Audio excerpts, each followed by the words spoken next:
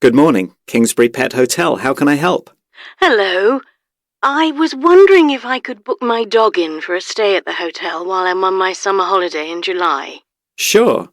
You're booking nice and early, so we have space available all through the summer. I'll just need to take a few details. What's the name of your dog? It's Oscar. He's still only a baby, really, at just over 1, but he's big because he's a German Shepherd. Oh, yes, they can be quite big puppies. And can I take your name, please? Yes, it's Simone Vittoria. So that's Simone with an E and Vittoria.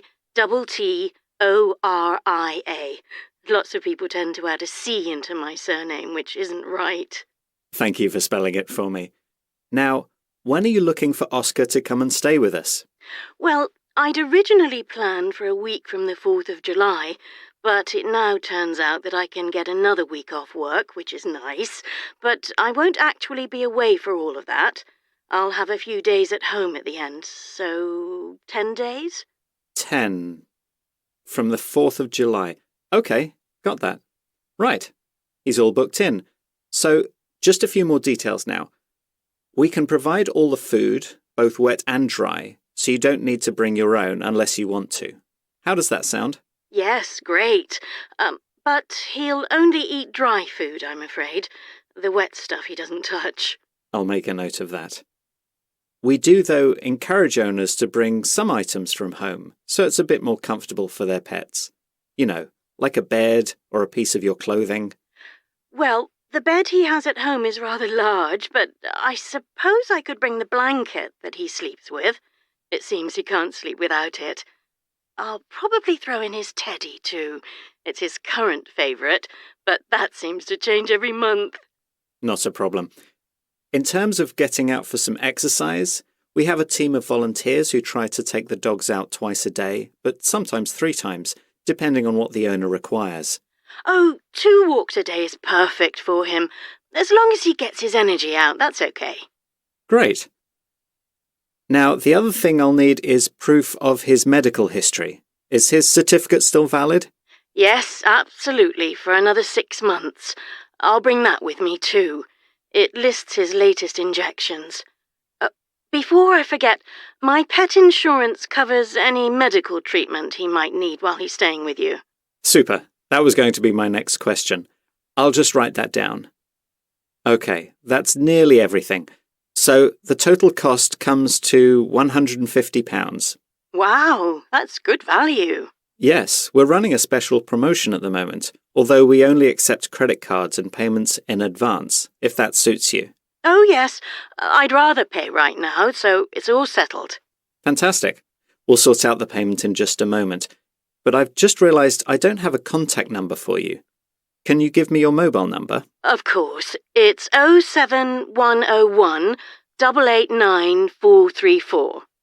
Sorry, was that 889334? No, 434 at the end. OK, thanks. Right, I think we're ready to take payment.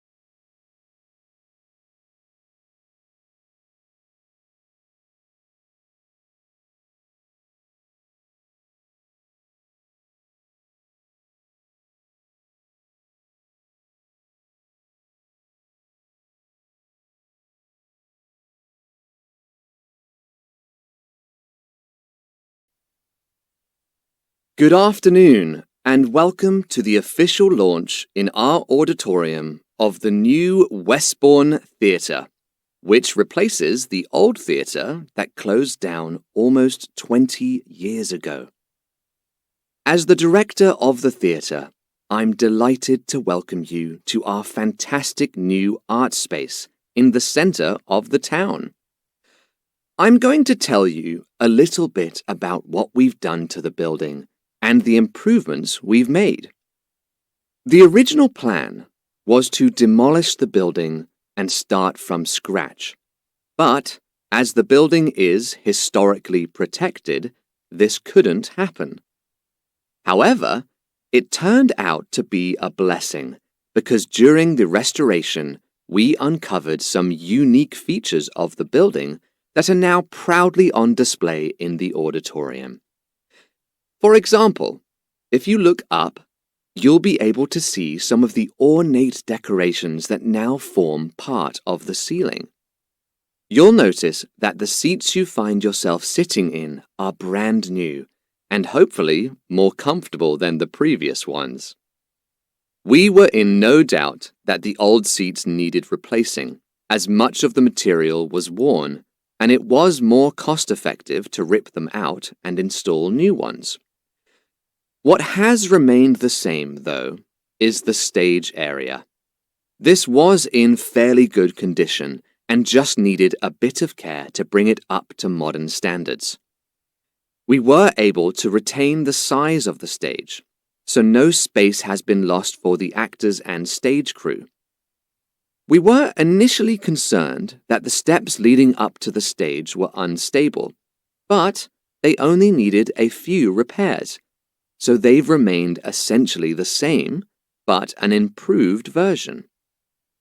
Although the theatre curtain was in good repair, it was decided to change it so that it matched the colour and fabric of the newly installed seats in the auditorium. The old curtain wasn't wasted, though. We managed to donate it to a charity which will use sections of it to recover antique furniture to sell on and raise money for the Arts Council, which we're very happy to support.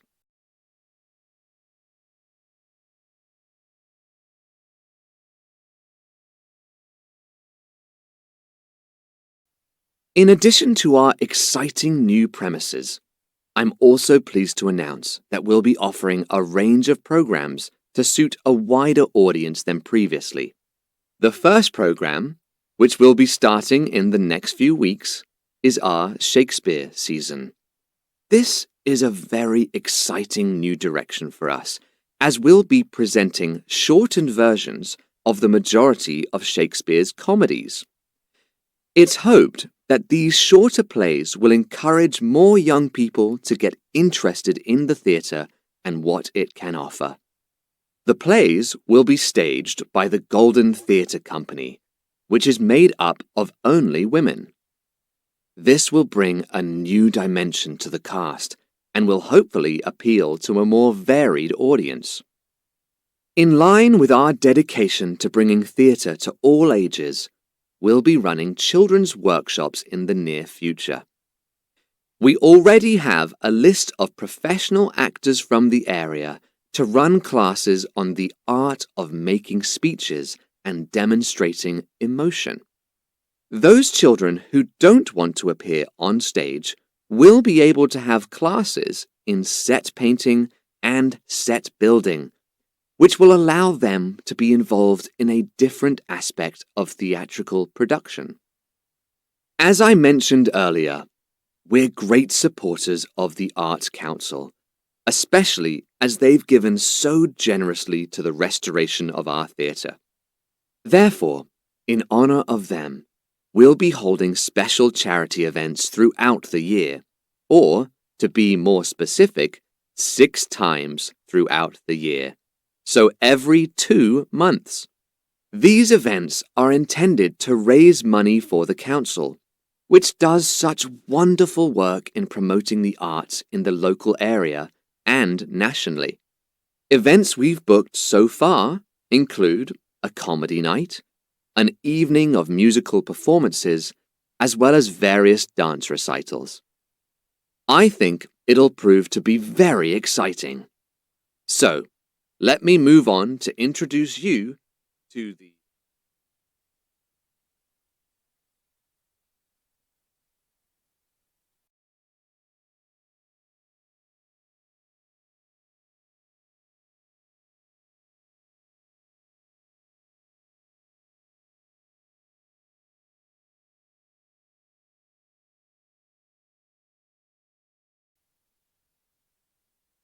So, Hannah, thanks for coming in to see me today. Thank you for asking me. I thought you'd want to talk to me about the last essay that I handed in. I know I probably didn't do enough research on the topic. Actually, I thought your essay was well written. No, I'd like to discuss the presentation you gave last week, as I feel that we could make a few improvements. Oh, right. Okay. How do you think you performed in the presentation? I don't think I did too badly.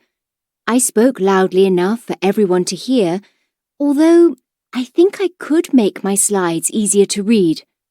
I could see some of the audience was struggling with that, but I felt confident enough with what I was saying. Good. I'm glad you mentioned the slides. It's refreshing to hear that one of my students knows what they did right and what they did wrong. I'm a little worried that you left out some vital information in your presentation, though. The diagrams you presented were fine, but can you think what else you might have missed? I can't think of anything. Okay. A lot of your presentation was based on research done by other people. Whenever you quote information like this, you must reference them, whether it's an essay or a presentation. It's important to do this so you can prove what you're claiming and back up your information. You might need to revisit the books you read in the library to get the information, and don't forget to check how the references should be listed. Ah, I see.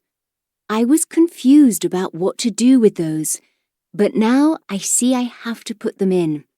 I thought about putting them in my handouts, but in the end, I didn't have time to make any. Yes, it was a shame that there weren't any handouts. It would have made your work easier to digest for the audience. Saying that, you managed to get across all your information in the allotted time, so your time management was on point. The other thing I want to mention is to not stand in front of your slides. Oh no, did I do that? I didn't mean to. I thought I was moving around a lot or playing with my pen. Was it distracting? No. In fact, you stayed still for most of it, and I didn't even notice your pen. But you must be careful not to obstruct the slides you've prepared, especially with no handout.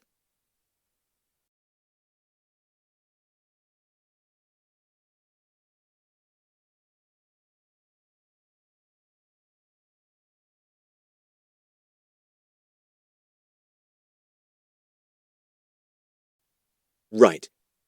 Let's talk about your next assignment. Have you chosen a topic for your essay? Yes, I think so. I originally chose the French Revolution to write about, but when I looked into the notes I'd made, I didn't think I could make a convincing argument, so I changed to the history of medicine. I think that's a good choice. We've covered that a lot in our sessions, haven't we? Looking back at your last essay, I think you need to work on the concluding argument. You wrote a fine introduction, and it was well researched, but I felt you needed more persuasion to finish it off. Right. Thanks. Do you have any suggestions of where I could go for some extra help with that? Are there any online resources you'd recommend? I'd avoid the online stuff if I were you. You could always try the Writing Centre on campus. There are tutors there with excellent knowledge in concluding essays. Great. I think I'll check them out. One final thing. When does the essay need to be handed in? This should be in your diary. The essay deadline is next Thursday, in the morning. If you need a deadline extension, remember to email me, and we'll see what we can do. All right?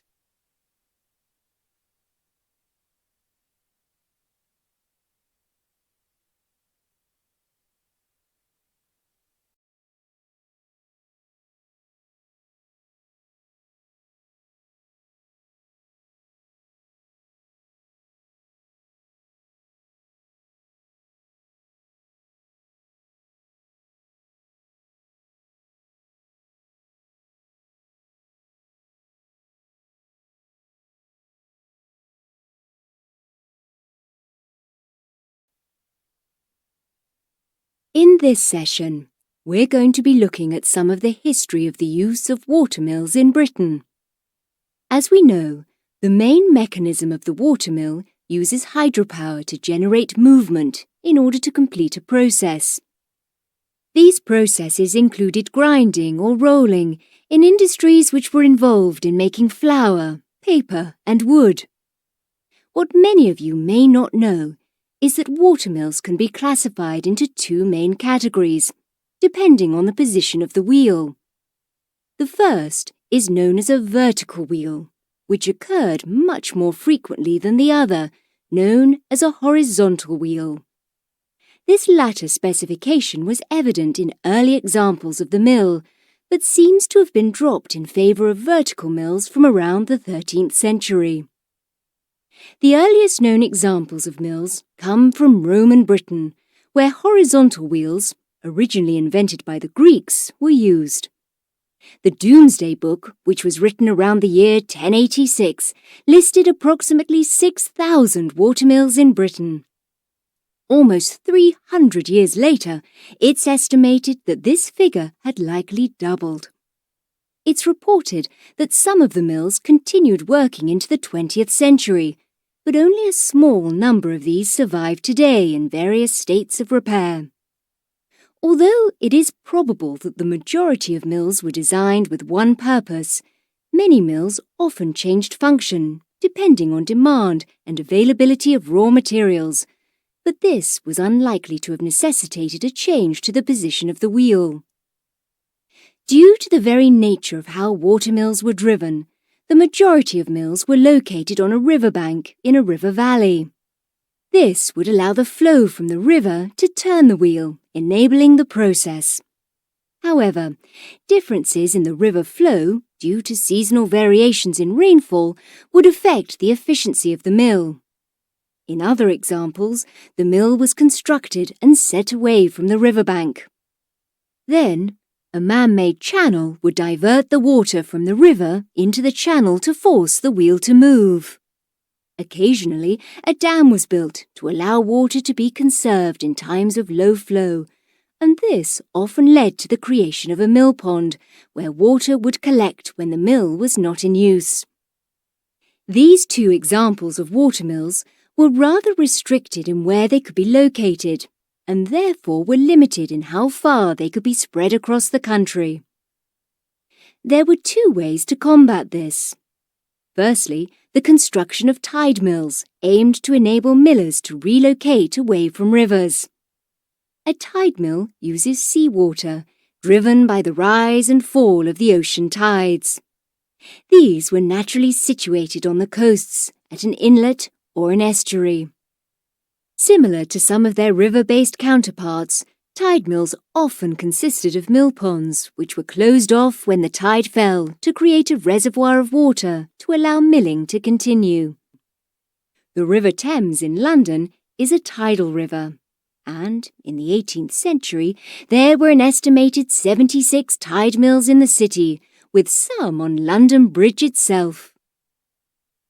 An alternative to the tide mill was known as the ship mill. This consisted of a mill with a wheel housed on a floating deck, which was usually placed in the middle of a river, where the flow was fastest. As the mill was floating on the surface of the river, the water levels didn't generally affect the continued use of the mill, unlike its landlocked equivalents. Piers were built from the land to allow access to the mill, and a mechanism existed so that the structure could be pulled to the side of the river to avoid it becoming an obstruction.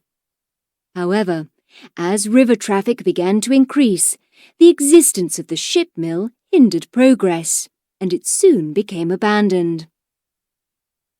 Even though tide mills and ship mills enabled the use of hydropower to be spread across the country, it appeared that windmills were an even more effective mill to carry out the same functions. These mills came to Britain in the 12th century and proved to be popular. This was because they were cheaper to build than any kind of watermill and were more flexible in where they could be located.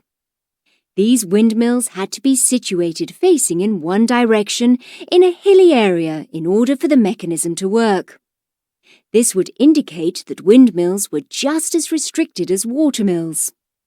Improvements were made, though, and the post mill allowed the sails of the windmill to be moved in any direction to catch the wind. Making the tower of the windmill higher also made it possible for windmills to be located in less hilly areas. Therefore, with these innovations, the spread of windmills across the country was relatively quick in comparison to that of watermills. Even though wind power tended to be more effective than hydropower, both fell out of use in the 1880s when steam power came into effect. Due to the advent of the steam revolution, milling could be done away from hilltops and rivers and placed in more efficient locations, such as near docks for easy transportation of goods around the world.